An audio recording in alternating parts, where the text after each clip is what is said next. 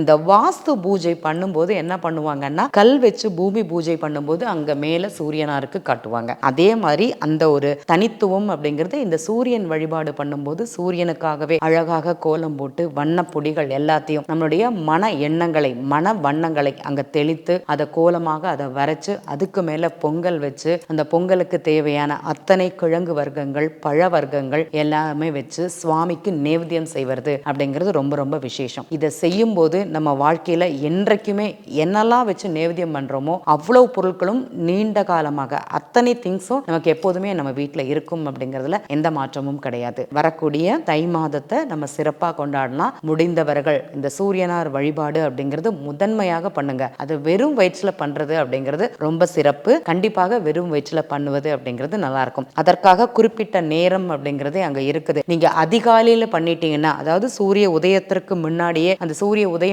ஆகக்கூடிய அந்த தருணத்துல பண்ணீங்கன்னா அதற்கு எந்த நேரமும் எந்த காலமும் கிடையாது. அதை செய்வது ரொம்ப சிறப்பு அப்படிங்கிறத இந்த இடத்துல பதிவு பண்ணிக்கிறேன். நன்றி.